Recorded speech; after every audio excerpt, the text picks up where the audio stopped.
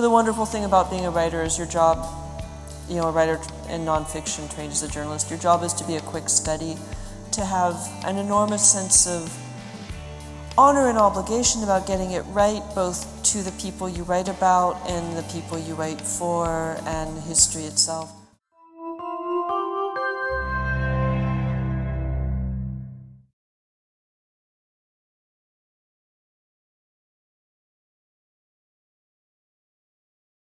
Good evening, everybody. Welcome. Welcome to this event for our Searching for Democracy.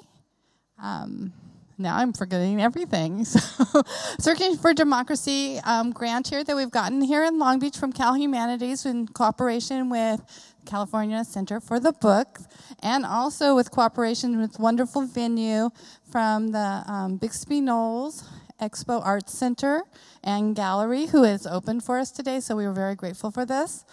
I do want to mention a few people in our crowd before I introduce our guests.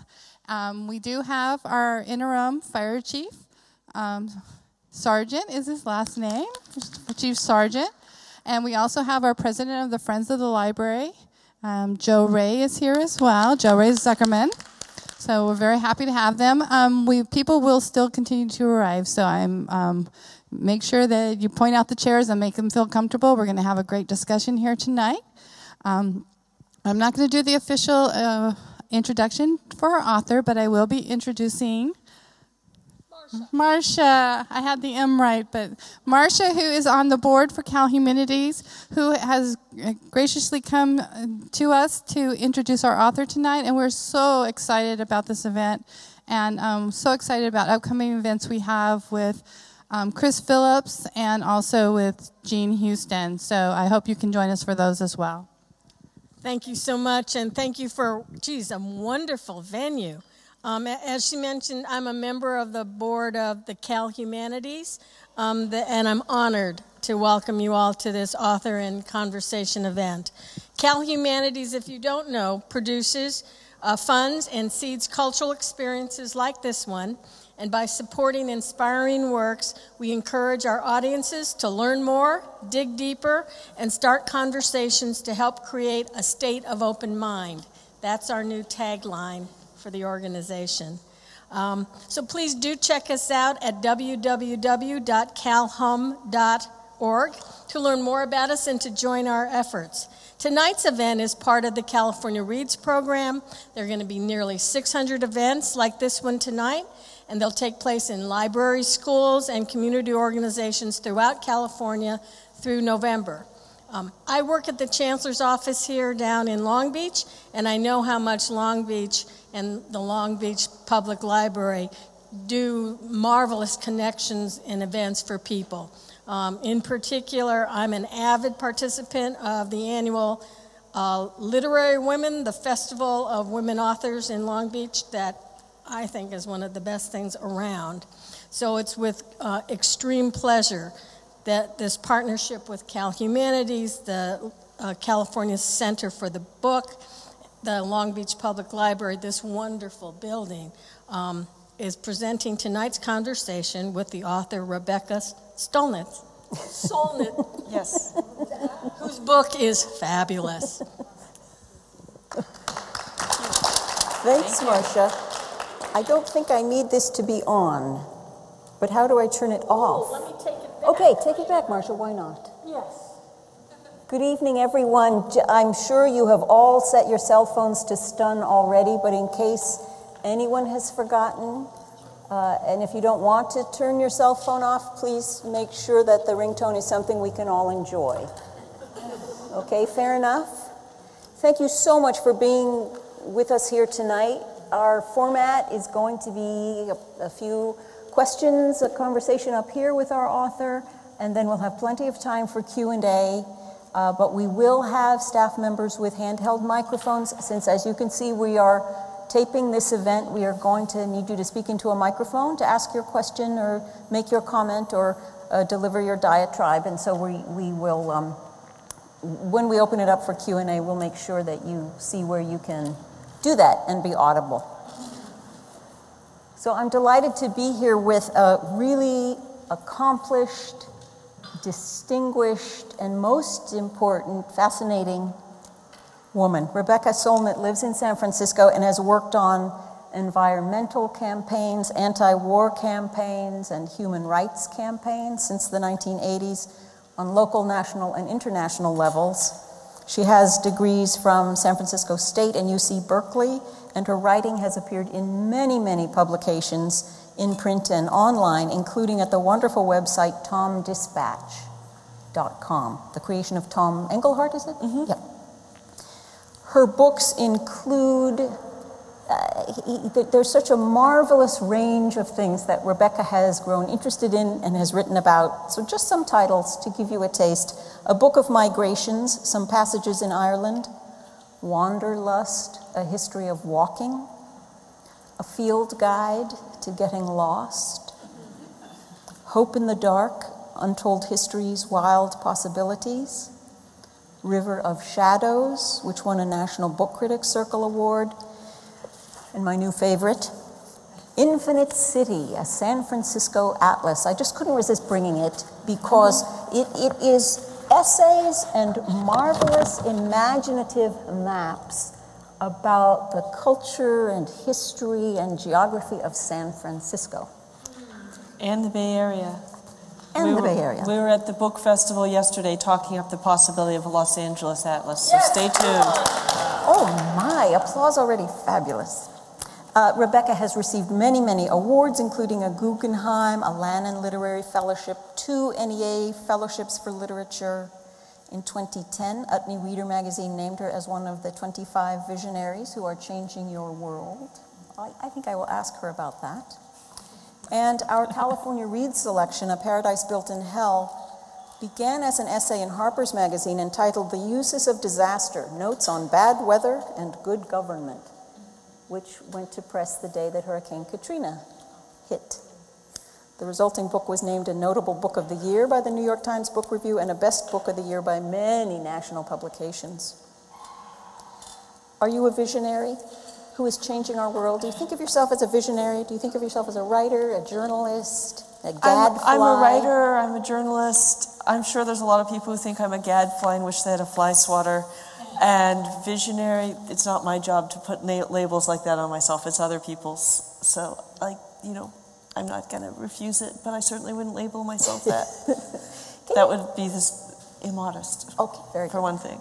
And we're on tape, so you can't be immodest today. Hey, I'm trying to be modest even off tape. Can you tell us a little about your youth and educational background? Because I think it was fascinating what I read on your site. One of the things that I think is important to emphasize in a venue like this, so first of all, I'm totally thrilled to be sponsored by public libraries and that this is a public library project. My real education came a lot from libraries and still does. I spent a lot of time in public libraries, and I have since before I learned how to read, a lot more once I learned how to read. Libraries kind of saved my life. I was the weird bookworm kid and read a book a day from, second grade to mid-teens when I got busy doing things that meant that you couldn't go through a novel every day. And it's also exciting to have a fire chief here, and we're going to work a lot with the fire department for the part of this program in San Francisco, because San Francisco has this great neighborhood emergency response team. And I just realized, wow, a project that involves fire departments and public libraries. How cool is that? And lucky me. So thank you, those categories and the Cal Humanities. But I was going to say, one thing I always try and emphasize after I was on a panel with some Ivy League guys who were even older than me and were still talking about where they went to college. A lot of us public education people don't talk about that, but from kindergarten to graduate school, I'm a product of the California educational system. But what I think Mary's referring to is that I'm old enough that it was the late 70s and I managed to avoid going to high school altogether, which I recommend strongly. I think you all look like you already went to high school. At least none of you look like you're about to go. But it was by going to an alternative middle school through 10th grade and taking the GED and starting junior college and moving to a 4-year college and just generally swimming my way upstream without the sort of Hunger Games pure rivalry that high school seems to specialize in. And you went to a community college at some point. I also went to a community college, and I love them, and I think they're an important part of the California safety net. Yeah. No, I went to both College of Marin and City College of San Francisco at various points. So public education in California, I've done it all. CSU and UC. Fabulous. And then your training as a critic, a journalist, really has allowed you to go on and study and learn about anything under the sun that you're interested in writing about, it seems. It does seem that way. One of the wonderful things, I spend time around academics who officially have fields, and I always picture a field being like a rectangle with a hedge around it, and that's mine, and that field over there is not mine. And they actually kind of patrol borders. I know a wonderful geographer at UC Berkeley who told me that, when I start writing about that, the environmental historians get territorial. And it's like, how can you tell what's geography and what's environmental history? Like, I have no idea whose field I'm supposed to be in, and often I'm in dozens of people's fields at once when I do a book like my history of walking. So my field is, I don't have a field. I trespass across a lot of fields, and that's my discipline. But the wonderful thing about being a writer is your job, a writer in nonfiction trained as a journalist, your job is to be a quick study, to have an enormous sense of honor and obligation about getting it right, both to the people you write about and the people you write for and history itself. But you learn to be pretty fast on your feet to get to a place or to a subject and figure out who to talk to, what the story is, what it's about, and start to piece it together. Although you rely on people who really do have fields and maintain them carefully. A Paradise Built in Hell is very much about the stories of people themselves who survive disasters, but it also draws very heavily on the work of disaster sociologists, which was a field I'd never heard of until I started doing this work. But these are people in sociology who look at what do we do after disasters. And it's a field that was founded after World War II, when the US government and the Soviet Union were planning to maybe have an all-out nuclear war. And they decided they needed to know how citizens would respond. And they started to commission these sociologists who pretty quickly debunked every cliche, stereotype, and rumor we have about what happens in disasters. Unfortunately, nobody told a lot of the mass media or Hollywood filmmakers. And so a lot of us still believe a lot of crazy stuff about what happens in disasters. But one of the things I hope to do with this book is give people a better sense of human nature and a more realistic sense of what to expect, which I think is part of disaster preparedness, is like what really happens, along with having your flashlight and your water. Yes, but tell us more about the Neighborhood Emergency Response Team. That's in San Francisco. No, this is a story that I really love. I am very critical of a lot of governments in New Orleans, for example, in San Francisco, the military and the mayor in San Francisco in 1906, etc., the federal government of Mexico during the 85 earthquake. But the governments in the San Francisco Bay Area during the 1989 Loma Prieta earthquake responded pretty well. But one of the remarkable things that happened is the Loma Prieta was a 7-point something, or 6.9 by some measures. It was like, almost 100 miles down the coast. It was not the big one San Francisco's going to face. But the fire department was fully taxed. We had huge fires in the marinas and injuries and things that needed, shattered masonry, things that needed to be checked out, and other kinds of problems all over the city. Fire departments are lovely and amazing, and I have an ex-smoke jumper cousin and a cousin who's still a Manhattan firefighter.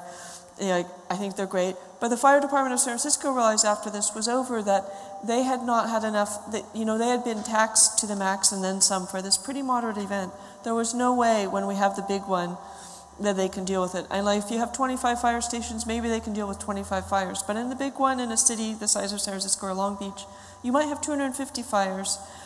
And even the Marina District fires, which were the big ones, they'd relied on citizens to help them bring up the fire hoses from the fire boats that were pumping seawater to put out some of those blazes. And so they created NERT, which is a very nerdy sounding thing, and I'm a member of it. It means the Neighborhood Emergency Response Teams.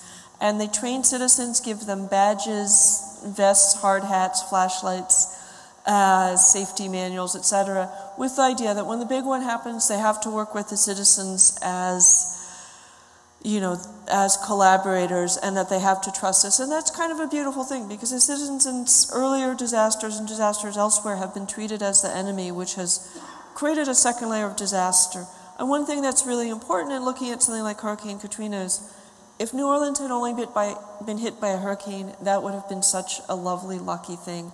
New Orleans was hit by a hurricane and by a huge series of institutional failures, starting with the U.S. Army Corps of Engineers levees, and then with a mayor and a police chief who both believed all the hysterical rumors that they should have known better than and started spreading them, with the most corrupt and incompetent police department in the United States, which 250 members of which just went AWOL, many of them with Cadillacs from a local dealership. And a lot of the rest of which seemed to be shooting people in the back a lot. At least 12 people were murdered by the police, none of them with any justification after it was investigated. So, so things can happen in different ways. But one of the beautiful things with San Francisco's NERT, and there's similar programs around the country called CERT. Does Long Beach have CERT? If you haven't done it, it's great training, and you will really like it. It looks like this guy's ready to say something. Yeah, we have had it since 1986. It is called the CERT program. We've trained over 4,000 citizens in Long Beach in CERT. It's fantastic. San Francisco had at least 10,000, but we do a lot of noisiness around earthquakes. We also celebrate 06. So, but it was kind of wonderful, because one of the things that goes wrong in disasters often is that people in power prioritize private property over human life. That's what happened in Hurricane Katrina, with this obsession with looting, which was often people taking things they needed to survive when there's no other way to get food, water, diapers, medicine, clean clothes after you'd swum through toxic waters and stuff. But at the end of my NERT training, the fire department gave us this list of it's like, okay, the big one has happened. This is your neighborhood. You're in charge. Here's a list of things that have just been reported to you are happening. And they told us that when we were done, the first thing we did was try and put fires out. We'd had a lot of fun being trained with fire extinguishers. And they said to us, you've just, and there were also people, seniors who were injured but not critically, and they said, you made a big mistake. Private property no longer matters. Only human life matters. And it was really moving. So I was right in the middle of writing this book. I did the training because I'd been meaning to for years, but also to have that encounter. And it was just so great to see that 180-degree turn from this thing that has happened in a lot of disasters, where people in power get obsessed with private property and protecting it. So human life is more important than private property. And what a daring thought. That's very, very encouraging. It's one of those really normal things, but people get all obsessed with, shooting looters. And there was graffiti that was endorsed heartily, and vigilantes with this kind of we shoot looters attitude. And I asked people, so do you believe in the death penalty without benefit of trial for petty theft and shoplifting? And most people say, well, no, not actually. And nobody said, yes, I do. And that's essentially what we shoot looters means. And a lot of people in disaster get really obsessed with, we have to maintain order. And that means that, they're going to shoot somebody who might be doing something completely humane and altruistic, getting emergency supplies to people who are going to die without them. So, it sounds kind of funny, but it's actually a really serious thing to have your priorities in order and to recognize what people are doing and why. And I remember in a disaster, there's probably going to be no electricity, which means your credit cards don't work, the bank machine cards don't work. There's probably not going to be any storekeepers who want to sell you things anyway if you were smart enough to have a bunch of cash on hand. And if you're gonna be in that for more than a little while and you don't have a great earthquake kit, or you're going to take care of a bunch of people who don't have great earthquake kits, you might find yourself wandering into a Walgreens or something for things for people to survive by. And as far as I'm concerned, that can be a remarkably ethical thing to do. It's a different thing than it would be to go shoplift in Walgreens, 10 minutes from now. But that's another story. Yes. We'll all go together later. Safety in numbers. You write beautifully about hope in this book and in many of your writings, and I always find that such a refreshing change from the fashionable cynicism of most of us educated types. You are against fashionable cynicism, and you really believe in hope. But before we talk too much about hope, can we talk about trust? Because as you also write, what makes us go out with our shotguns, sometimes we sit on our porch with our shotgun because we assume we know we're basically good, but we don't know that that other guy is basically a good human being. So we fear, we turn each other into monsters, and then there's really nothing to do but bring violence into the equation. So how do we build trust? Well, you can still wait until somebody actually does something before you shoot them, which people did not in Hurricane Katrina over and over. There were also these crazy vigilantes who decided, one of them said, we're going to shoot anyone darker than a paper bag. And they shot a lot of black men, and very little was done about it. Although one of them, thanks to the investigative reporter I dragged into New Orleans, is going on trial in June.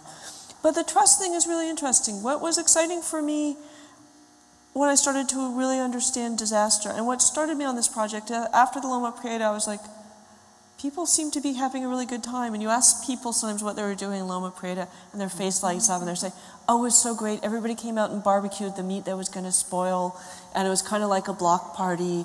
And, you know, we all got together to make sure the senior citizens over, you know, in this building were okay and stuff. And, but the question about what happens in disaster is really a question about human nature. The assumption, and you'll see this in all the Hollywood movies, and is that we revert to our original nature in a disaster. I'm not sure if we revert in a disaster. I'm not sure even if we have an original nature. That's a very philosophical question.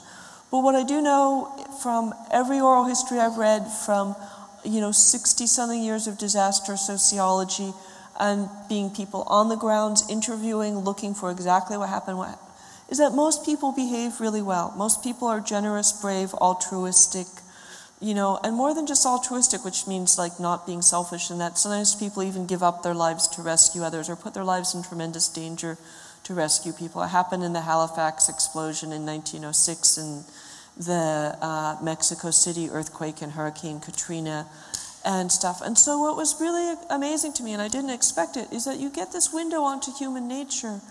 The joy is really interesting to me because I think that, we're always told what we want in life, more sex, more toys, and private satisfactions. All we're ever told about is private life, the stuff that happens indoors, in private. But I think that we also have a public side to our natures that wants to be, have meaningful work, a meaningful role in society, a society that's just and equitable, that we belong to. And a lot of us don't have it. Sometimes people find that in disasters when they become rescuers, when they put together community kitchens and things. And that's very exciting, but it's kind of weird that there's that joy even in a disaster, and often I feel it's about how missing that is from everyday life. There are people, I think firefighters are totally one of them, who have very dramatic and meaningful work. And you don't have to, a lot of us do work where it's like, does what I do really matter? Like keeping people from burning up, the questions might be, you don't have as many doubts. But, and you hear, but that's part of what happens. And so it touches on the question of human nature. Is that who we really are? Is that what we want to be? Is that what we're capable of? Why do we fall so short of it the rest of the time? Which for me is about the way that a disaster is a very specific set of things that go wrong, but in certain ways everyday life is kind of a disaster when people feel voiceless or useless or marginalized or alienated. Another thing that often happens in disasters is that the differences that separate us don't matter so much. You don't really, the person who's dragging you out of the rubble, you're not really going to ask them who they voted for. And, and those sorts of nuances. And it sometimes happens in rural places all the time. Your neighbor with the snowplow is a fanatical Christian who thinks you're going to burn in hell, but he's still going to plow your driveway and stuff. But in cities in particular, people, a lot of the differences temporarily disappear. And there's a real sense that we're all in this together, which I think people also value. It's what you should have in a democracy. And, I'm not sure that's about hope, but it is about those human nature and democracy. And democracy, it was very exciting for me that the California Humanities Council recognized this as being a book about democracy, because democracy is a very idealistic thing. And we talk about democracy all the time, but to really believe democracy works, we have to believe that human beings are basically good and we can trust each other. and that I have something in common with people who might be very different than me. I think a lot of people get that in cities where you're surrounded by people and you move around in spaces and places. I think New York, for all its weirdness, is very good at this because, the stockbrokers ride the same subway trains as the janitors. People are used to mingling with people of many languages and ethnicities and economic statuses. But democracy is based on the sense that we all have something in common and we can basically trust each other, we can make decisions together. And we don't have that so much in places where people are really, deeply separated, where like the only time you ever, there are people in this part of the country who, have garage door openers and parking garages and might not even actually be out in public even half an hour a day. And, in a disaster, you live in public, you live with strangers, and you tend to trust them, and then you tend to behave really well. So it's a deeply democratic moment as well, and one about trust. And did you want to get over to the hope now? Or do you have other questions? Well, it just seems to me that trust is street level. Yeah. And democracy so often isn't street level. It's institutional.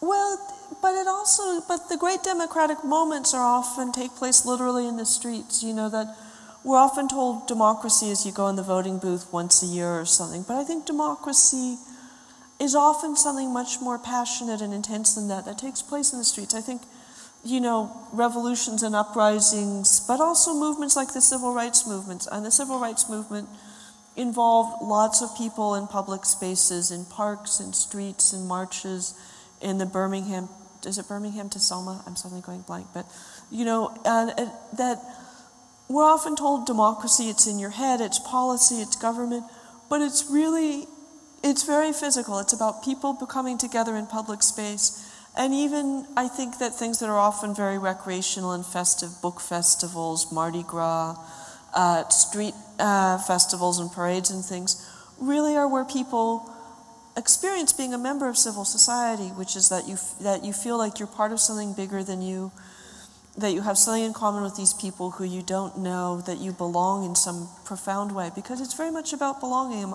Margaret Thatcher said there's no such thing as society, which is a very conservative perspective. To believe in society, you should experience it sometime, and you actually need to experience it in these moments that are festive. It's one of the reasons I wrote about revolutions, carnivals, and disasters together, because there are three things in which people live in the streets, make decisions together, coexist with people who might be very different than them in other times.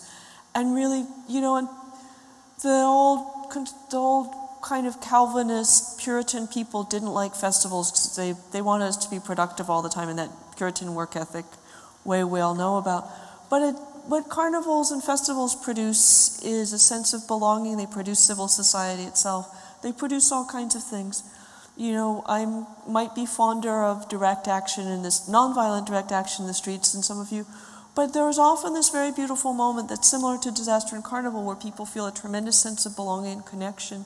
They don't otherwise. So I think that democracy isn't in our heads, and it's not just in our institutions. And I'm also a big enthusiast for the Occupy movement, which has been very much about people not just existing in public, but what was kind of shocking to me is that it was so much about these tent communities that looked remarkably like disaster communities. After Hurricane Katrina, there were tent communities. After the 1906 earthquake, there were thousands of tents, some of them set up by the military, some people just made out of canvas and things that they found. And it was really about the sense that the economy and in some ways the society is a disaster. We've come together to sort of find our bearings and rethink what it could be from a deeply idealistic way. So I think, that really needed to be bodies in public space. No matter how technological we get, there's no substitute for that. And with some of the great democratic movements, the French Revolution, for example, they actually had festivals of democracy, festivals of the Republic, where people came together on July 14th, the anniversary of the Revolution. And, and it might be what they originally intended with the 4th of July before it became about little boys blowing their fingers off and things like that, and ice cream and pie. But so democracy actually is very embodied, and it involves the streets, I think. Well, and you wrote, I love this, that hope is not a lottery ticket and you sit at home on your sofa clutching hope. Hope is an axe and you go break down doors with it. hope propels you out the door. This was a line from my book, Hope in the Dark, which I wrote after the war broke out, and a lot of the people who'd been opposed to the war around me really fell into despair. They made this kind of irrational set of leaps that we didn't stop the war, totally true. We didn't change anything, totally not true, because actually the war was delayed, it changed its nature. Shock and awe was not nearly the saturation bombing of civilians it might have been. A number of countries like Turkey withdrew immediately, other countries like Spain withdrew later because of popular protest. And a lot of things were changed, but we didn't stop the war. But we didn't stop the war, we didn't change anything, we've never changed anything, we have no power, it's all hopeless, we're doomed, we're all kind of, that kind of downward spiral of depression. And I felt like the people who cared about these things don't really know their own history well enough. We have a lot of victories. The world has been profoundly changed over and over again by environmentalists, by human rights activists. And you look at these panels over here, which are, from last year's, from the earlier Cal Humanities thing, which reminds us, I'm 50 years old. I was born into a country where many people of color had no civil rights. A lot of things were still segregated, which we always think is bad thing. People did in the South. But the Ivy League universities were segregated. And, there were all kinds, they're segregated against women, not people of color. But, there's things, housing was segregated. To be gay or lesbian was to be treated as a criminal or mentally ill or both by law. We had no law governing domestic violence or sexual harassment or date rape or all these things, And we also had no language for the environmental movement. These are all ways in which the world has been changed for the better. So I wrote about these things because people often think hope is optimism, which is like, oh, everything will be fine and we don't have to do anything about it. And pessimism is the idea that it doesn't matter what we do because everything's going straight to hell in a handbasket. Optimism is also the idea it doesn't matter what we do because everything will be just fine. And hope is the idea that, well, we don't know what's going to happen, but maybe we should try because sometimes it works. And you don't necessarily know what's going to work. You don't know, when it's going to be a huge deal that will change the world and when it's going to be a little whatever. I have friends who were there on September 17th, the first day of Occupy Wall Street. And it was a little different at the outset, but there weren't even real plans to occupy that plaza for 3 months, and there was nobody anticipated having thousands of occupies throughout the country, and that they'd be in Christchurch, New Zealand, they'd be in London for months, they'd be in Germany, they'd be in Kyoto, Japan. It just sort of happened. You don't really know what's going to happen, and that's like a big part of my credo, but so I'm hopeful. But the funny thing about A Paradise Built in Hell, this book I'm officially here to talk about, is it felt like a very separate matter. Maybe I go looking for hope, but it wasn't really what I was looking for. I was actually commissioned originally to give a talk, and I thought, okay, and it was the Raymond Williams Memorial Lecture in Cambridge. It was sort of this big honor, so I went to, and I thought, okay, I'm going to do something new. And I was just like, okay, it's time to get to the bottom of what is that joy in disasters. I thought it might just be kind of anarchic, the way people love things that blow up, the way kids love chaos and disaster. It can be there is a certain kind of liberation, And it just got more and more, and I always say it was nowadays that I was like somebody who expected to open a door into a very interesting room, but I was expecting something like the size of a room. And it was like I opened a door into a whole new landscape. It gave me really useful tools to share about how to think about society, about our desires, about human nature and social possibility, about what can go right as well as what can go wrong with our institutions. And, and it ended up being really hopeful because this was really profound evidence of what human beings are capable of.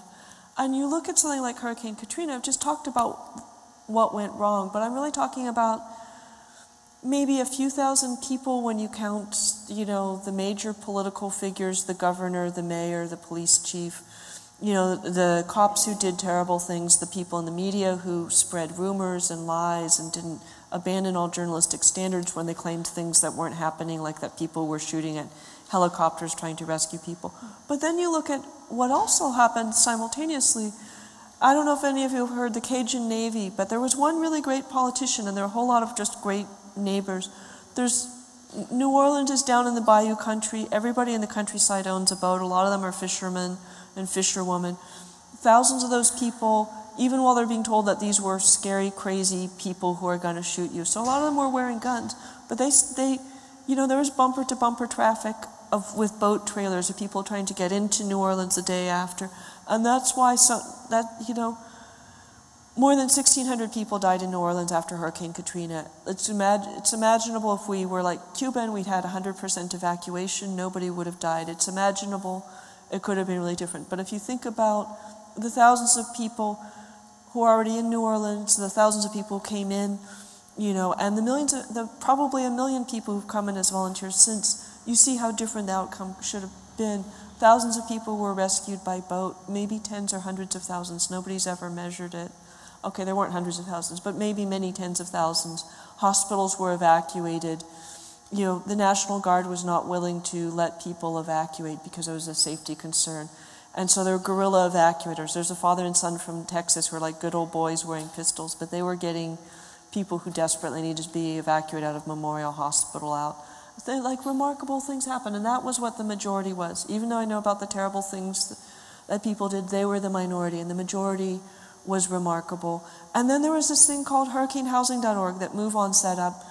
And even while we were being told in this very racialized way that the people of New Orleans were savages and barbarians and murderers and rapists, 187,000 Americans volunteered to take these people into their homes and offer them shelter when they evacuated the city. And so that you see, this is what most people are like. So I wasn't really looking for hope, but I found kind of new grounds for it. This is not who we're told we are. You see Hollywood disaster movies, and people are panicking and stampeding and raping and looting and things like that.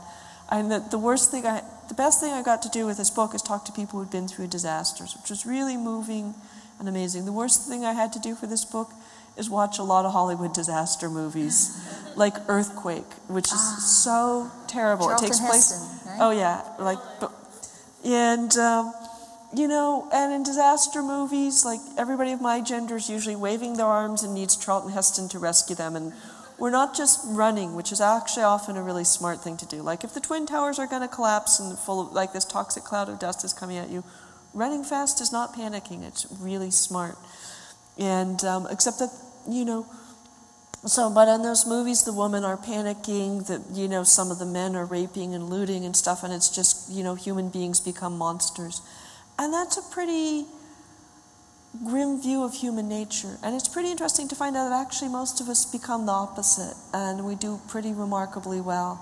Nobody's made a disaster movie like that, and I think it might be really bad because, the Tom Cruise or Charlton Heston figure would just be one of thousands of people who are doing good by the people around them. They're not going to stand out because everybody's trying to do their best, and and a lot of people are being pretty remarkable.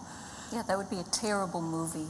It's interesting because there's been a few things about the trade towers that there's a few Hollywood feature movies that focused on some minor incidents, but that's one of the things. Like this is Wall Street. It's supposed to be a cutthroat dog-eat-dog world, but the towers collapsed. I never heard anybody say they got trampled or shoved. I heard many people who are coming down dozens of flights of stairs talk about how courteous and calm and polite people were.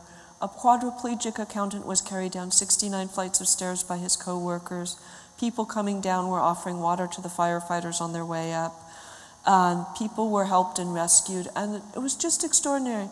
The most amazing anecdote for all is when I got from the Columbia Oral Histories, because Columbia University did a ton of oral histories with people right afterwards when memory was still fresh. And there's this young guy named John Guilfoyle who talks about running from, as the towers collapse, they turn into these clouds of kind of, fragments of glass and toxic, heavy metals and all kinds of weird stuff. I think there was even asbestos, coming at you.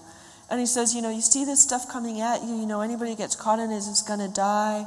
Everybody's just, trying to get out of there. And he says, I was running with my coworkers. I was a college athlete, so I was a little bit faster than them. So I slowed down to keep pace with them. Isn't that a completely amazing thing to say? And here's this guy who could have left all these people behind because he's an athlete in his 30s, and maybe they've got some people who aren't so athletic and, and might even be slow. And these are not the people he loves most in the world. These are not, his best friends or his family or his kids or something. Those are just his co-workers, and he's slowing down to keep pace with them, even as death is approaching them from behind. And that human solidarity is that powerful. And then this guy is so unconscious of what he's saying that this is this crazy, crazy thing to do. That was the kind of remarkable stuff. And that's the kind of thing that actually happens a lot. And that's what I found out. The solidarity is such a beautiful and amazing thing. And, and you just don't find that kind of selfishness. You find occasionally people get a little overwhelmed. But one of the big things disaster scholars talk about is that panic is largely a myth. And, we don't run around like headless chickens and do really stupid things, most of us. People in power sometimes do, but they often do the things they do because they assume the rest of us are behaving badly. And that's when they become like Mayor Nagin in New Orleans and, and set destructive things into motion. It's because they believe that we're terrible, that they do, like the vigilantes, that they do terrible things. Which is why I feel like I want to kind of change the nature of disaster kits. And we all live in earthquake country. You're always told to have a disaster kit, and the flashlight, the water, the first aid, is, maybe family phone numbers, batteries, and all that stuff. And you should totally have all that stuff.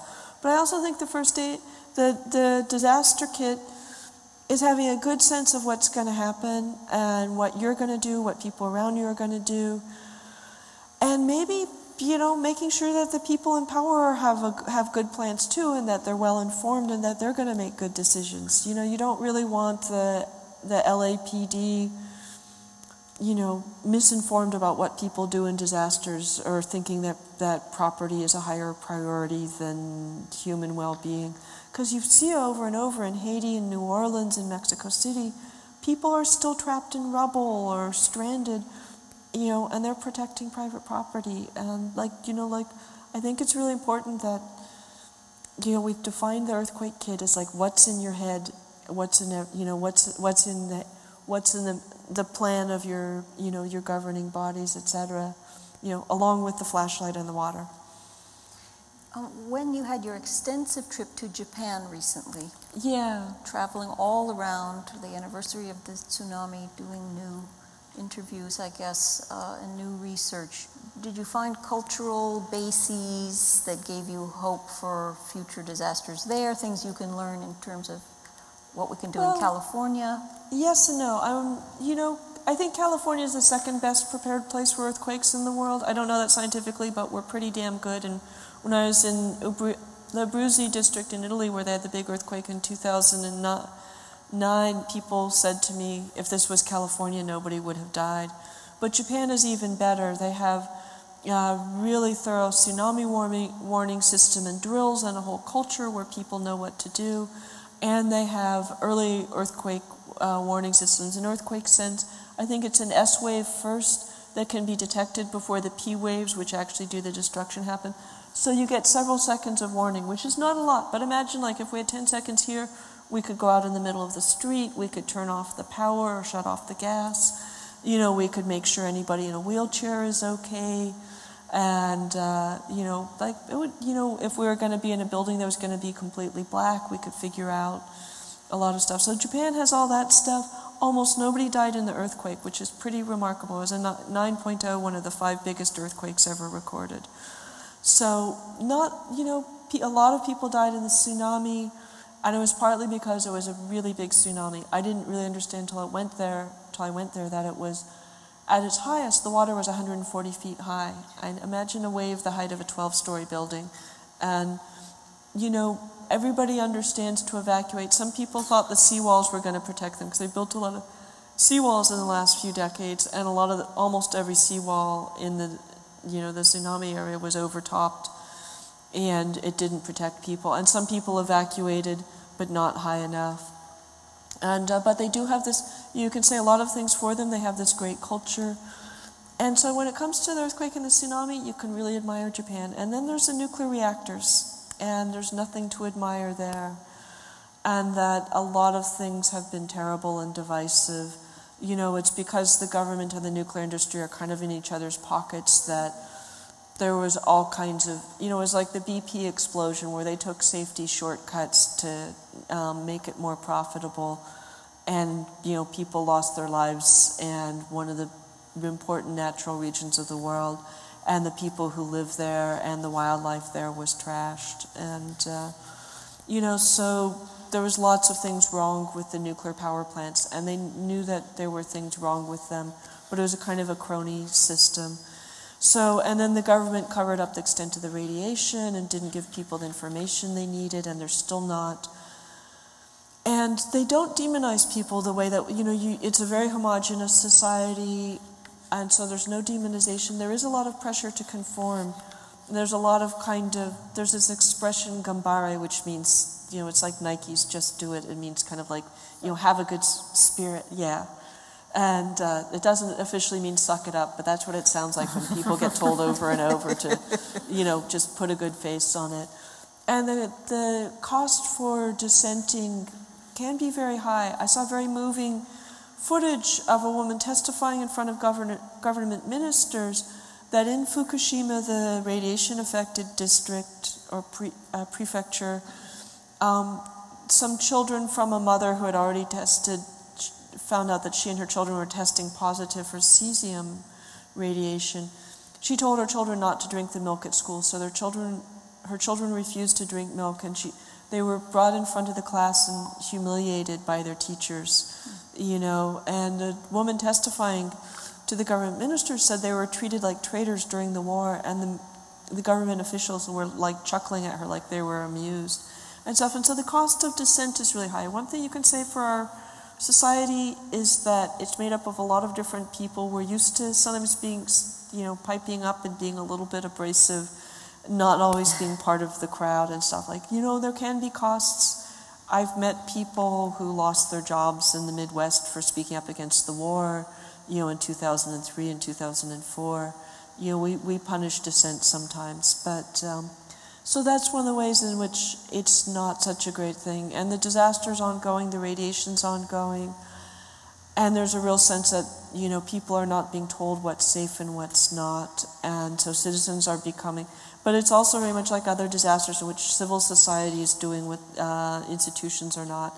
Mothers trying to protect their children have become very outspoken about the radiation danger, as they were in this country during the era of above-ground nuclear tests, when strontium-90 was being found in mother's milk and baby teeth.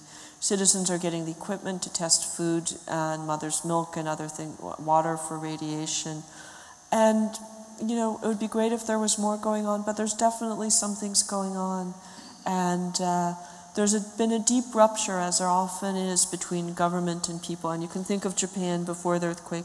Government and civil society are like this, and now they're really apart. Everybody I met talked about feeling distrustful and alienated and embittered and betrayed by the government because of what has happened with the nuclear reactors. And it's really raised huge questions about the country's nuclear future, because they get a significant amount of their energy from nuclear reactors. They've shut a lot of them down. A lot of the local governments don't want to restart them. Does that mean they use more oil and gas and coal and become, and abandon their climate, emissions goals?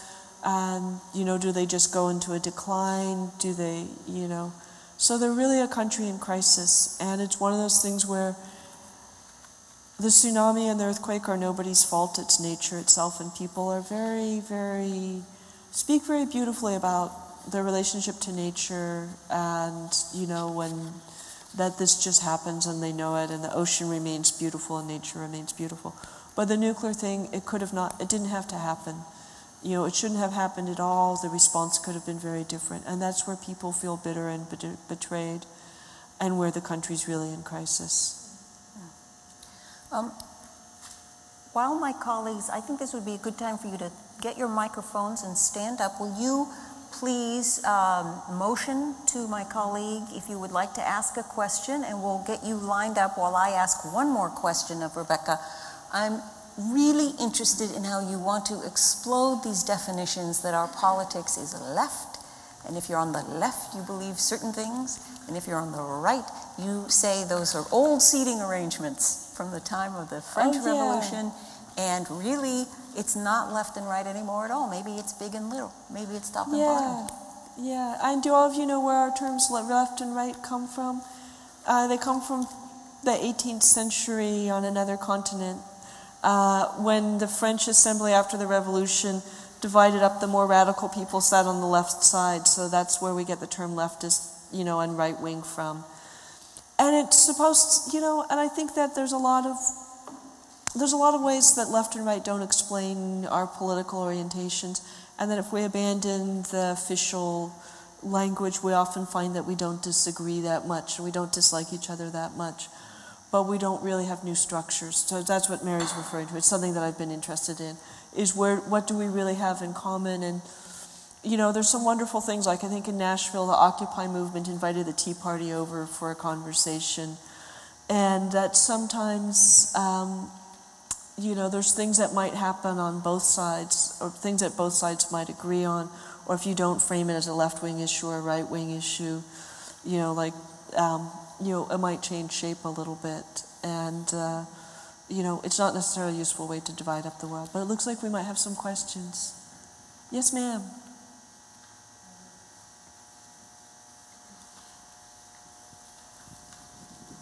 I am just totally moved by everything that you said, and I want to thank you for your writings, which will remain in history and make a difference for not only us, but our future, particularly young people. My question is, why do you think that things still are remaining the way they are when we go back in history and look at all the catastrophic events that have taken place and the disasters? Mankind should have learned from them, and yet there's still these problems. Yeah. And why is it what do you believe is the reason why we haven't made any more advances than we have? Because I don't believe that war is a way to settle things. Yeah. We have one war after the other, and then I look at how much equality really exists on this earth, because you still see different forms of racism, not just color of skin, but sexual orientation, religion, all kinds of different things. And so when I look at the earthquake that occurred in San Francisco, okay, and then now the catastrophe in the World Trade Center, and then now we've got all the leakage still of radiation in Japan. Yeah. Okay, what do you feel that we can do as people? Who do we need to go to for people to see the light that's really shining here? Because one day if you look at what's happening around the world, the weather's changing tremendously. Earthquakes are almost back to back. And is this world really prepared for a massive global disaster? And if that occurs, are we going to have hope? Are we going to have fear? So from what you've done putting together to help us, what are your thoughts on this, and what is we as people can do to bring forward something more positive? Thank you. Wow, that is a colossal. We could spend the next year studying up good answers to that. Just to speak to disasters specifically, I think it's important in a kind of glass half full way to recognize, you look at a lot of disasters, like with Japan, if they didn't have earthquake warning systems, if they didn't have great building codes and no corruption in the building trades, if they didn't have tsunami alerts and evacuation procedures, 250,000 people died in the Indian Ocean tsunami in 2004, and in Japan, with much higher water in most places, 20,000 people died, very little time in much higher water. And so you can also look at, there's a lot of things that get done right, but when you talk about the larger issues, I think that the majority of people in the world, that you have to work very hard to make people hate and to make people and to divide people. You have to, it always feels like you have to teach people to become racist, to want to kill people. You have to tell them long, complicated stories about, the Jews and under Nazi Germany or something to make people want to do these things. People aren't born that way. And, But what's been interesting is looking how we have been steadily raising the bar for what constitutes being civilized and humane in the last few centuries. And most of the world had slavery into the mid-19th century, and it wasn't even something you had questions about. And the first people who tried to abolish slavery as an ethical and religious and spiritual issue were these Quakers in the late 18th century in London, when that was the beginning of an anti-slavery movement.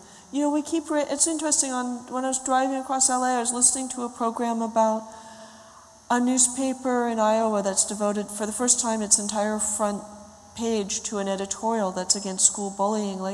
Nobody was trying to prevent school bullying when I was growing up. I feel like we keep refining the standards.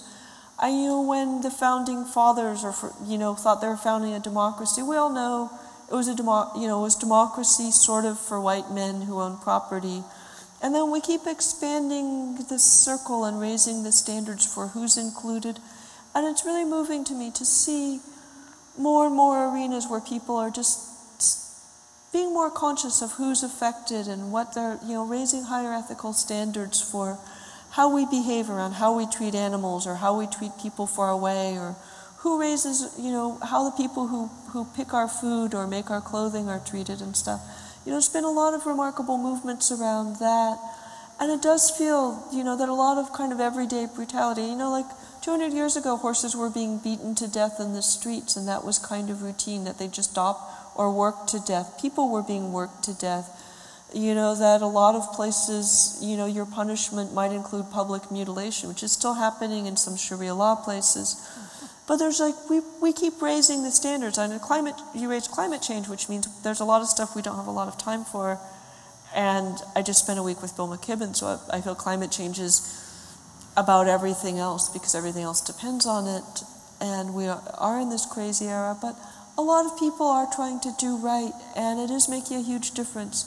The world could be much better, and we all know that. But I think you can also look what if there had been no civil rights movement? What if there had been no women's movement? What if there had been no environmental movement? And some of you might remember what the air quality was like here in the 1960s. We've achieved remarkable things, which doesn't mean now we can rest on our laurels, but it means that now that we know we're really powerful, we have the responsibility to keep doing them. That's kind of how I look at it anyway. Other questions? Yeah, I think oh, good. Wait for that mic.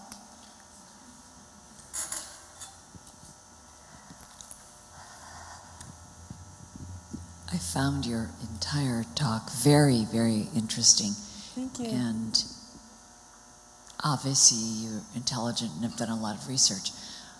I'm wondering, how did you even think to get started on this type of writing and research? Maybe that's kind of an overarching, way too big question. Yeah. I mean, you've done such a variety of things. Yeah. One thing leads to another. You walk 1,000 miles one step at a time. I fell in love with books when I was 6, which is as soon as, my mom says I learned how to read in about 2 weeks in first grade. And it was it was like these boxes that had been closed. Suddenly, these boxes of treasure, suddenly I could open them, and they had, amazing people and other worlds, and you could time travel, you could go, you could go to Narnia, you could go to Middle Earth, you could meet the Wizard of Oz, you could, and it just got better. So I just thought I was going to be a writer. It was really in my mid to late teens I realized, okay, I'm not really interested in writing novels, and I loved the film critic Pauline Kael, who's a Petaluma girl from near that one town over from where I grew up.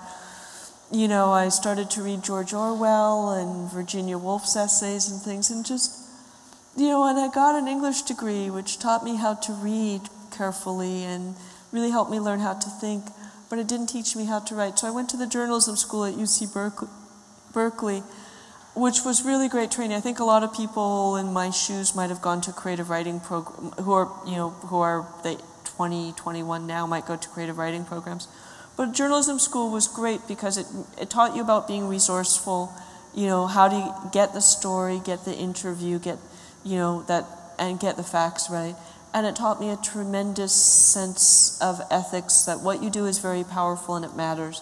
So it matters that you are absolutely honest and absolutely accurate, which I don't think you necessarily learn in creative writing programs. It doesn't matter so much when you're writing a novel, but it gets tricky when you're writing a memoir, and it gets very tricky when you're writing a history, and there's been a lot of problems with history. So those things, and one thing led to another, but you don't make a living as a writer when you're 22, generally speaking. At least I didn't. I got an editorial job, left that for a job that didn't work out, when suddenly found myself in unemployment, my first grant, and was like, okay, what was it that I really wanted to do after all? So I started my first book thinking I was taking I was making money on the side as a freelance writer, not that much. I think that first freelance year I probably made about $11,000 or something, which I could live on in those days. This was the mid-'80s, and or later 80s, and I took that year off in 1988 and thinking I was going to get a job again, and I just never got around to it. And one thing led to another, and but it's funny, I think sometimes I think girls have it easy. Men are all told that they're supposed to succeed, and some of them around me, some of the more the middle class white guys rebel by failing. Women are mostly told that they're not going to do much, so you can rebel by doing more. And so I got to rebel by writing all these books against the very low ambition everybody had for me. And but I really love writing. I actually I stayed with my cousins in West LA Saturday, and yesterday I decided to check into a hotel instead so I could get home from the book festival and work on a Tom Dispatch essay that'll be out next week. And I worked on it again this morning instead of jumping in the pool of the lovely hotel I was at. So, I'm kind of amazed. It turned out much better than I expected, And not that, our economy is weird. A lot of people who write for a living now, or there aren't that many people who write for a living. So I'm kind of amazed that I'm managing to do it. It's kind of chaotic and demanding, but, these are the problems I always wanted to have. So, so I might be a bad role model because I'm not sure it'll happen to everyone, but fortunately there aren't that many young people here, but I always worry for 23-year-olds. It's like, if you want to do it, you might have to work really hard starting now, and it might not happen exactly that way anyway, but don't stop now. I think it's important that you keep writing, because it's very rare that an intelligent person with an absolutely addictive writing style has hope, and will write about the fact that we should have hope. Now, I think this community also read Greg Boyle's memoir recently as well, right? Didn't you have a program about tattoos on the heart? Do you know Gregory Boyle? Yeah, I read that book. I didn't know it was going to be part of this program, but I read it recently myself and was really amazed by it. Well, he has always said, I don't know if this is his formulation or whether this is familiar to you, but when people ask him if he's optimistic about keeping homeboy industries open, he says, well, I have hope, because hope comes from your soul. But it's hard to be optimistic because optimism comes from observable evidence. And I really hope you continue to give us evidence. I mean, because as you say, the press does not tell us when good things happen. It's not what news is, and it's sort of not their job. But it's also hard trying to understand the world through newspapers. Having a long memory really helps, where you start to see the pattern. And a lot of, those people were telling me in 2003, like, oh, we've never changed anything. It's like, do you have any idea what the world looked like in 1961? We changed everything. Sometimes I think the world we live in, where we're debating gay marriage rather, and, things that nobody could have imagined debating 50 years ago. And, and there's still so much to do, and so many things that are not, so far from perfect. But the world is profoundly transformed in ways nobody imagined. And so I think that there is some observable evidence. Just unlikely things happen all the time. And, the Occupy movement has been amazing. And, there was like a few hundred people without a big plan on September 17th. By December 17th, it was thousands of occupations around the world. That's not realistic. That's not optimism. That's not a realistic ambition. I would expect Mr. Boyle or Father Boyle to to also kind of cut some slack for miracles and the ones we make, not just the ones that come from heaven. Yes. Just the sense that you don't know, you don't know what's going to happen, but and that's kind of the good news, because if pessimists and cynics are often people who think they know exactly what's going to happen, and it's funny because they never apologize for being wrong.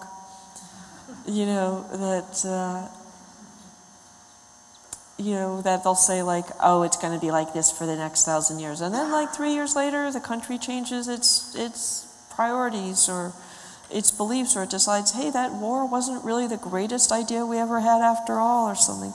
And cynics never have to apologize. That's true. But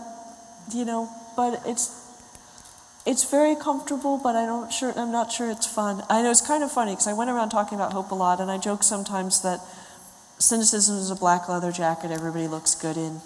Hope is a frilly print dress that exposes your knees, and somebody had to wear it, and I ended up with it. We have to end on that, I think. Unless someone has the best question ever, or the fire chief wants to say anything. Can I just ask what's next? What's next? We did an atlas of San Francisco. We're doing what I always wanted this not to just be like, oh, San Francisco's so great. I always want it to be a model for everyone everywhere to think about their own place and about what maps can do. And I want it to be a trilogy. We're doing a New Orleans atlas, the third and final one. That's so great because there's not as many book buyers in New Orleans as there are in the Bay Area. The third and final one, my wonderful friend Astor, I'm going to see tonight, is going to co-direct with me as a New York atlas. But what I really want is lots of people, doing atlases I have nothing to do with, and that's starting to spread. So, but also just lots of political writing, because what a wild moment we live in. So lots of short-term stuff like this piece that will be out next week, and I think you should do LA. I want other people to do LA, but I have some great people talking about it. So, and I'll consult. My father actually grew up in East LA, and so I love LA, but I'm not an expert on it. So, well, one more. I really would like to hear from the fire chief. Okay. Well, someone else has the microphone, though. Yes, I was looking at your title, Paradise Built in Hell. Yeah. And I was giving it great thought. And as the time's been passing, I can see the essence of hope coming out of your title. And people are encouraged to go back into their genealogy to find out about the roots. Yeah. Okay, so looking at the subject matter that you deal with, is there a similar type of genealogy, DNA, to go back into that's of great significance, that's helped bring forth what's happening today that we need to hold on to and develop even further?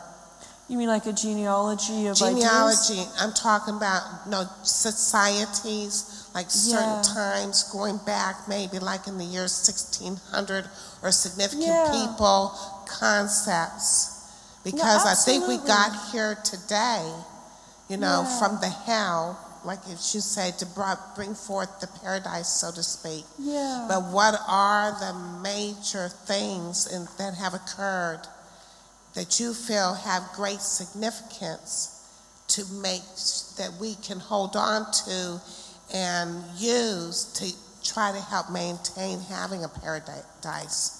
Oh my God, when you start talking about 400 years ago, you can talk about so many things like the rise of literacy, the rise of human rights, the rise of the idea of democracy. All of those things are 200 and 300 and 400 years old, which brings us to libraries and the democracy program.